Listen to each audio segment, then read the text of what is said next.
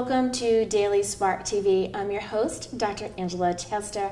I am excited to have my guest today, BK Mhatre. We are talking about immigration in the United States. Now, as you know, immigration is a very hot topic right now. We have some highs, some lows, some in-betweens, and I'm so excited to be able to talk to him about it. Now, there's a lot that we can say, but we have limited time, unfortunately. I know it's going to be an awesome conversation. My guest, again, is BK Mhatre. He is a practicing MD at a county hospital. He's the author of several scientific papers as well as a novel. Thank you so much, BK, for being on the show today. Thank you, Dr. Angela. Thanks for having me, and I'm excited to talk about immigration as excited you are, and I'm sure the audience is also interested in knowing more about this topic. Now, I know that many times we read from a bio and we say all of these professional accolades that we have done, but are there any things in particular that you're proud of or that you think speak much more about who you are? Well, to summarize, I have been in sort of a teaching position when I was working at the Dallas VA Hospital, and residents from the UT Southwestern, they used to rotate under us, and I had an opportunity to teach them. So teaching somebody here was a great opportunity, and I loved it. And other than that, I had very small scientific papers published, article co-authored in Lancet, which is one of the biggest journals in medicine. And recently, it's my hobby and passion that I wrote this book about immigration or immigrants' experience. Now, it's interesting that many times when we write a book, we do write a book because it is something that touches us personally, be it that it has happened to us or it's happened to someone we love, or we just have a natural passion for that subject. Did you find that writing simply came natural for you, even including the scientific papers? Did that come naturally for you? I would say yes, and to give a background, my grandfather was actually editor of one of the big newspapers at that time, so maybe it's like familial. And since I was in school, I used to write something, and I always thought that I was funny, but not that everybody thought that I was funny, but like small short stories, article. So yes, and when I started my medicine career, I started writing small papers, like it doesn't have to be like a big paper, but you can write a small case you saw, interesting case, and I started publishing when I was in my early parts of my residence in India. So yes, that helped me a lot. I never thought I would write a book, but it happened one day. Yeah. We never know where we are going to end up. Isn't life exciting, I tell you?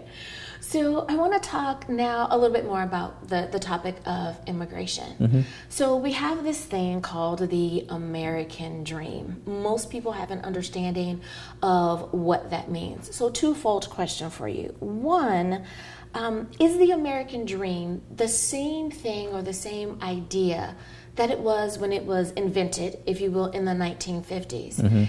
And do you go about it the same way that you would now that you did then?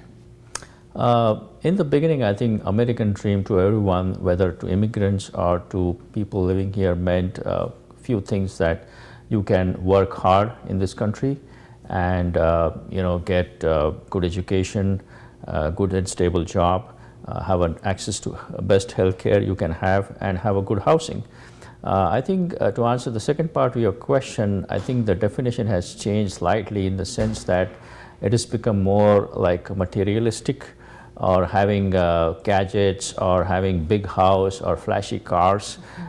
In my opinion, that's not the American dream we are talking about. It can mean different things to different people. Like I met a taxi driver in New York who was from Bangladesh, which is a small country close to India. And for him, staying in a rented apartment, giving education to his kids, he spoke broken English, but his kids were fluent in English. So that was American dream for him. On the other side, I have a good friend of mine who works in Boston in one of the reputed hospitals. Academically, he's achieved so much, which none of us have achieved so far. So for him, American dream is achieving, being like an international celebrity in his field, rather than having like a flashy car or a big house. So it means different for different people, but I don't necessarily agree with the fact that it's only materialistic. It can be something else, like having academically success or being a CEO of a company. Now, there are some companies, we have Microsoft and Google, who have CEOs of Indian origin. I think that's a big achievement in their part. That's their American dream. That really puts it in perspective. And thank you for reminding people that it's not always just the big cars No, of or course the big not. house. It's just achieving that thing in particular that is the dream for you. Now, I want to ask a question regarding language. Many times when we're talking about immigration, we use language that may be offensive. Alien may be offensive. When it comes to that, what are some tips that you can give those of us who need to talk about the subject, but at the same time need to be very sensitive? Yeah, I'm glad you brought up the topic of alien, because that's the main social issue, I think, which kind of irritates me or annoys me. If you see the legal definition of alien, it means somebody who is not from the same state or same country. So legally it is correct to call somebody an immigrant an alien. But I think the better term would be like an immigrant, because alien to common people, and because of the movies like E.T. and Star Wars, it means somebody from outer planet and who doesn't belong here. So somebody who has a huge head or no ears, or maybe a single eye in the forehead. So first of all, in my opinion, we need to get rid of that term, alien.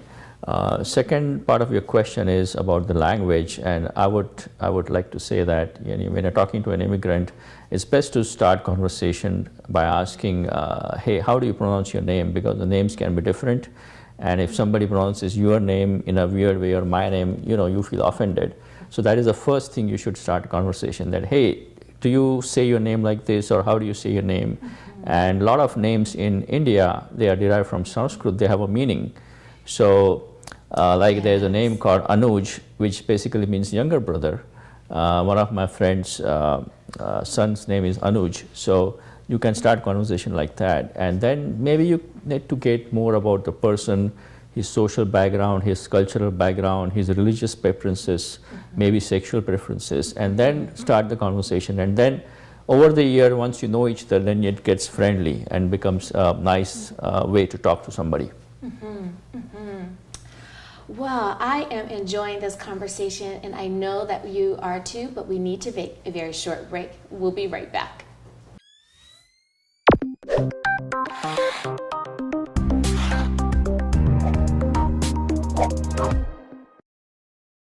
Hi, my name is BK Mhatre, which is of course my pen name.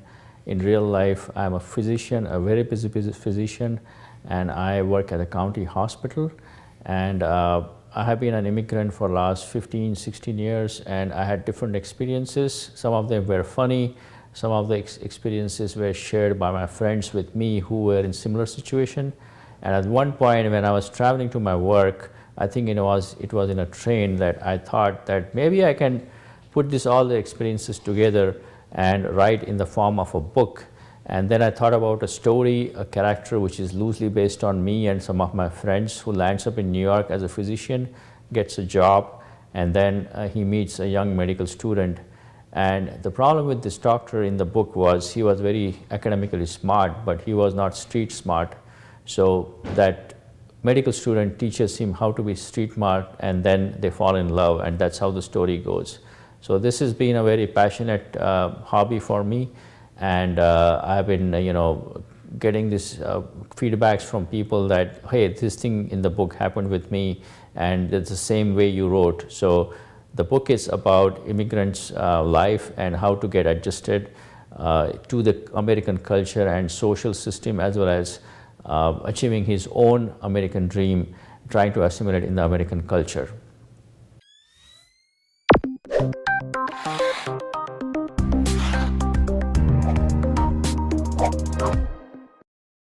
And we're back. Thank you so much for joining me for Daily Spark TV. My guest today is BK Mhatre. We're talking about immigration and the American dream. It's a hot topic, and I'm so glad that you have joined me. So BK, when we talk about culture shock, many people are aware of a thing called culture shock when they move from one state to another. But is that something that also affects someone who is immigrating to another country? And if so, what can you do about that? Yeah, to answer the first part of your question is, let me give you an extreme example. I mean, it may not be appropriate, but somebody moving from Saudi Arabia coming here, where women are dressed fully, they wear something called as hijab, where sometimes you can see only their face, or sometimes in extreme cases only their eyes. If somebody moves from Saudi Arabia, I'm talking about a male immigrant in New York City during summer, he will get shocked looking at women's dresses. Nothing that is wrong or inappropriate, but he's not used to it. So this can be one cultural shock. Somebody moving from India, I grew up in Bombay, and Bombay people use Western type of dresses, so I was not offended or not shocked at all.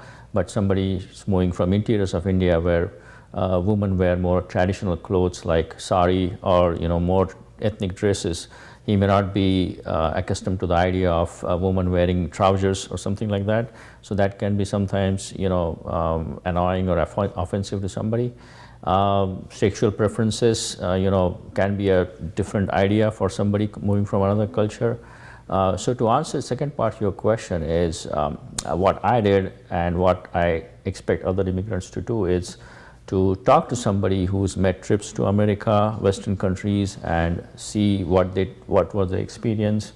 Somebody who's living here for a number of years, you can read books about it. Nowadays you have YouTube, internet, you can just Google everything and basically get idea of the culture you're going to, so that you don't get shocked. Okay, this is what I'm going to expect in New York City, that women will be wearing these kind of dresses. And of course, Hollywood movies, they may not be the real depiction of American culture, but they always help you.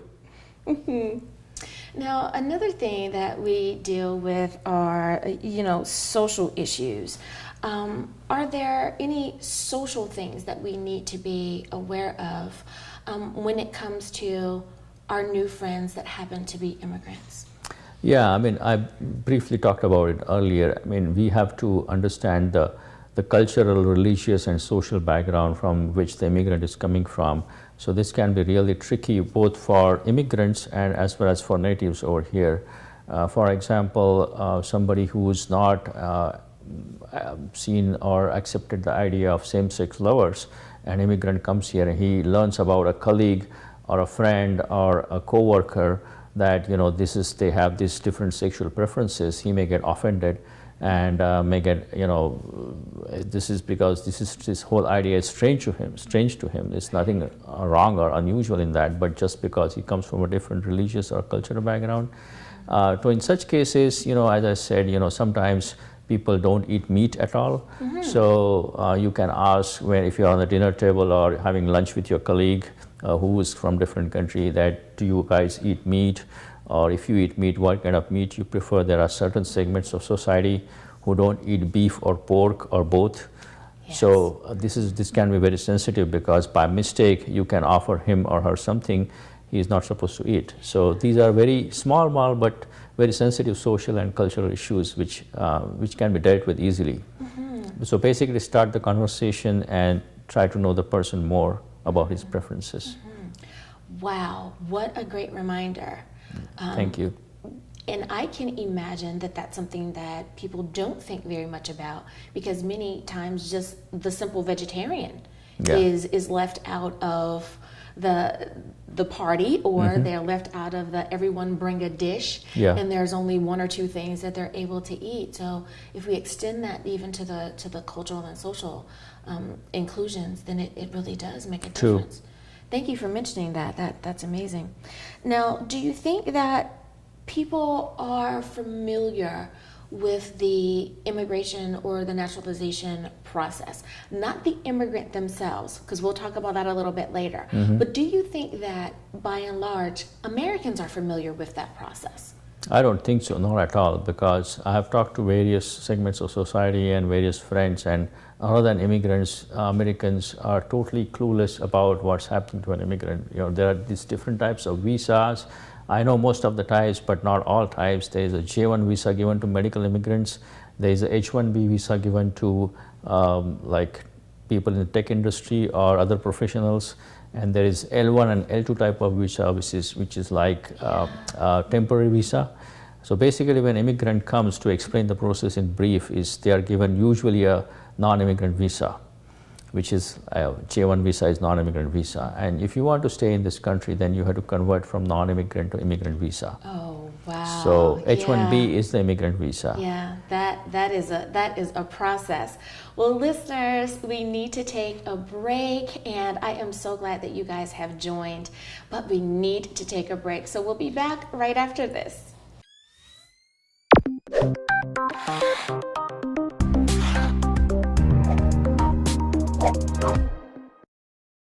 Hi, my name is BK Mhatre, which is of course my pen name. In real life, I'm a physician, a very busy physician, and I work at a county hospital. And I have been an immigrant for the last 15, 16 years, and I had different experiences. Some of them were funny. Some of the experiences were shared by my friends with me who were in similar situation. And at one point when I was traveling to my work, I think it was in a train, that I thought that maybe I can put all the experiences together and write in the form of a book. And then I thought about a story, a character which is loosely based on me and some of my friends, who lands up in New York as a physician, gets a job, and then he meets a young medical student. And the problem with this doctor in the book was he was very academically smart, but he was not street smart. So that medical student teaches him how to be street smart, and then they fall in love, and that's how the story goes. So this has been a very passionate hobby for me, and I've been getting this feedbacks from people that, hey, this thing in the book happened with me, and it's the same way you wrote. So the book is about immigrants' life and how to get adjusted to the American culture and social system, as well as achieving his own American dream, trying to assimilate in the American culture. And welcome back to Daily Spark TV. We are talking about the American dream from an immigrant perspective. Thank you so much for joining me. My guest is BK Mhatre. So let's jump right back into that. I love how you were saying that many times as Americans, we don't know that there are all of these different visas, that there are all of these different ways of becoming a citizen. And you're right, we don't know. Mm-hmm. Now, from the immigrant's perspective, is there anything that they need to know before they start the process? Yeah, I mean, what I would like to say to all immigrants and other audience also is this process can be very tedious, cumbersome, and time-consuming, and it may or may not be smooth. If you are lucky, then this process can be smooth. To give you an example, if you are on H1B visa and working in a tech company, and your skills are no more required, or they find an American, a native-born American who has those skills, then your job may be in jeopardy. So you may lose the job, and your American dream may be cut off. So one thing you need to consider that. Second thing is, there are quotas for H1B. There are a certain number of applicants are limited and given that those number of visas only to them.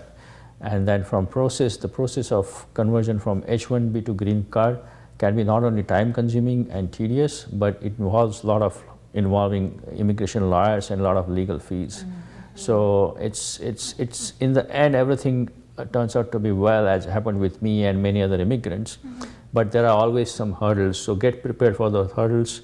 It's not going to be a smooth process. If it is, you're lucky, and it's going to be an expensive process also. Mm-hmm. But eventually you will be there. Mm-hmm. It sounds like you need to be patient, as we do with a lot of things in life. Yeah. That we need to be patient and just hold true.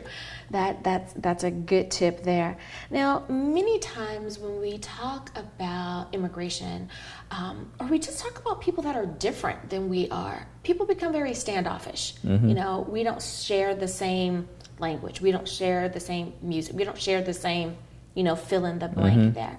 What are some ways that you think that we could kind of bridge the gap, that we can try to bring people closer together?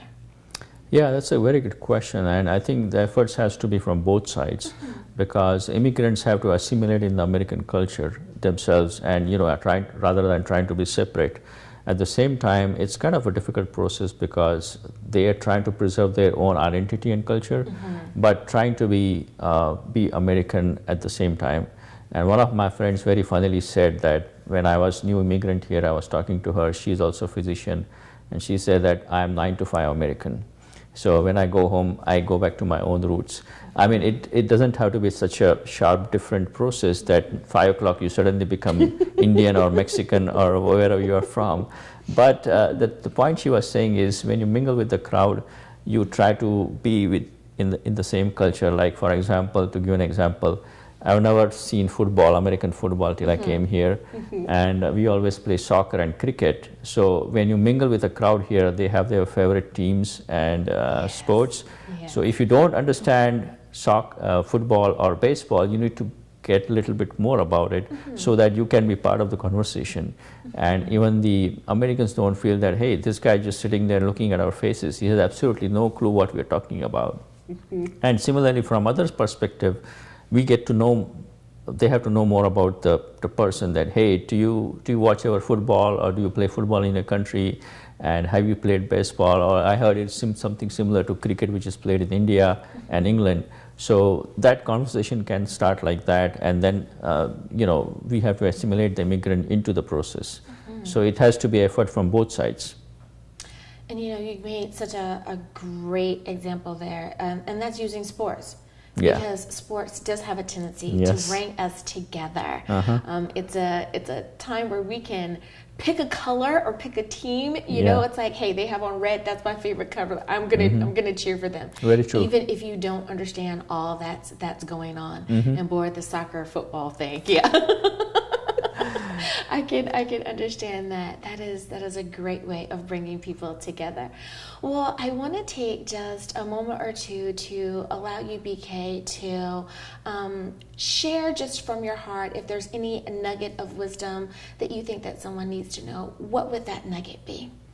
Well, America is a great country, and America is a very welcoming country, and they welcome immigrants since many years. And if you want to achieve your American dream, you need to work very hard, and it is an achievable dream. And at some point, in spite of all the struggles you have gone through, all the immigration process I talked, one day you should be fine, and you will achieve your dream, whether it's academic dream, financial dream, having a good house, education to kids, or whatever your American dream is, you will be able to achieve. So don't quit, and start working hard from day one, and you will be there. Okay, that is awesome. Don't quit. And I absolutely love that. Yes. Thank you again, BK, for being on my show today. Thanks. And thank you as well for tuning into Daily Spark TV. See you next time.